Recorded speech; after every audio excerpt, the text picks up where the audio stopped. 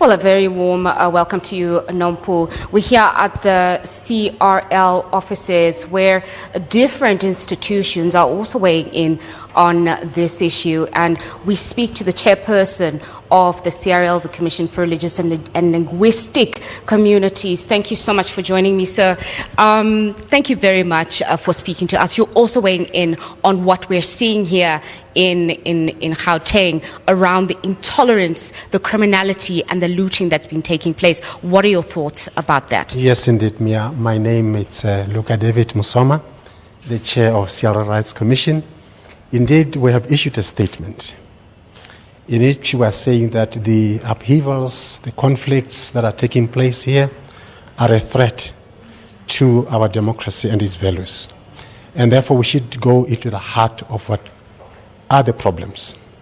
And there are three things there which are critical. First is to evaluate the action, because action will speak louder than words. Second are the motives. What lies behind what is happening? And third, the consequences. But fourth, more importantly, is the character of individuals that are acting in our country. What is it that constitutes the psyche of South African society?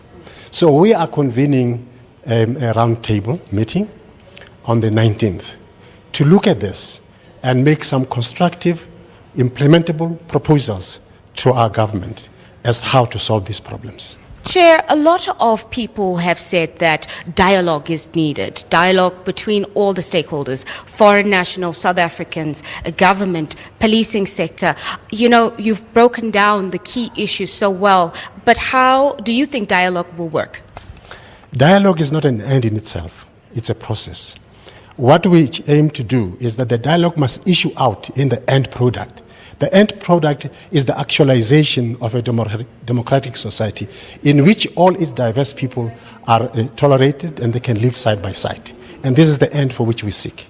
But at the heart of it, it really is about socio-economic issues. South Africans are feeling excluded from the socio-economic landscape that we see ourselves in. How do you think that challenge should be addressed, looking at it from a holistic perspective?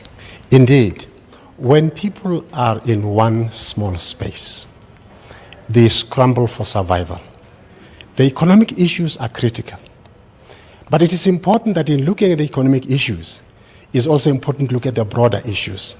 In fact, South Africans are saying, talk for us, speak about us.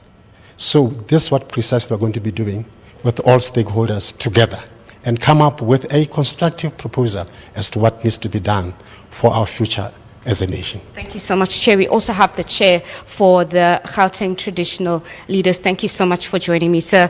We saw yesterday that former IFP President Mangosuthu Buthelezi had spoken to people in Jamestown, and there had been a resurgence of the protests as a result of that. What are your thoughts around that? Well, let me first of all state that as traditional leaders in Gauteng, we condemn the violence that we've seen, but also think that social media also spreads fake news in this regard. But we believe that there's a lot of challenges with regards to the issue of foreign nationals that are not undocumented.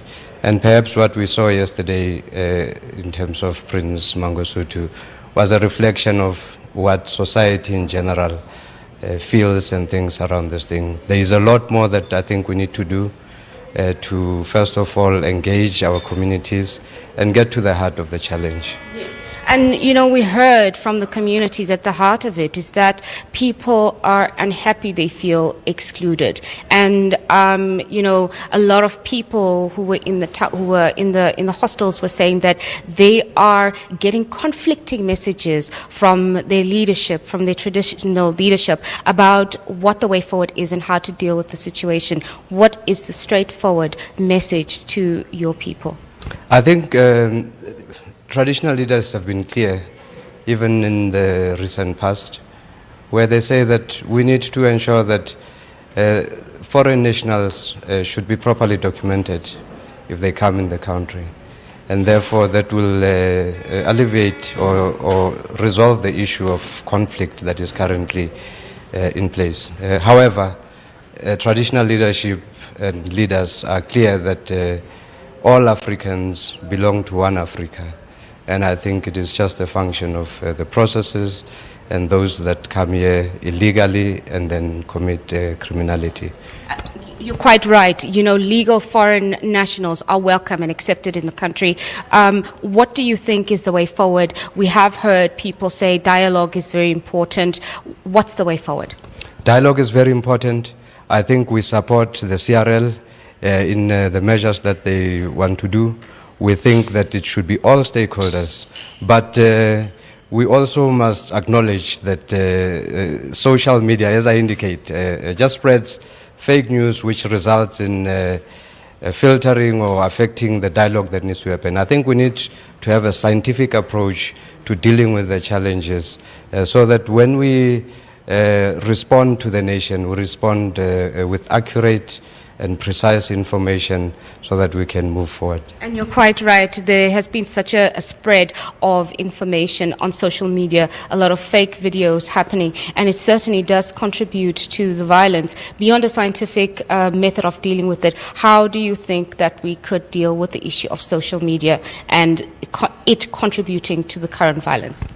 I think more and more people should first evaluate whether the veracity of the information that they receive via social media. There's the first question that a person must ask is whether this seeks to perpetuate a certain narrative. And besides that, I think the media, such as yourselves, should most probably be on top of things. As soon as you see these things, because I have no doubt in my mind that you also receive them, but you should be quicker in deciphering that information and ensuring that you are able to say this is fake news and this is not. I know it is a challenge of social media today that you will not be able to address these issues quick enough, but I think this is the challenge that sits with mainstream media such as the SABC and others. All right, thank you very much. Again, those issues, the issue of having dialogue with all the different parties, foreign national South Africans, institutions, as well as government and policing sectors, to try and ensure that talks are open and to try and deal with the underlying socio-economic issues. And again, a word of caution around the issue of fake news, fake video, fake information that's being spread.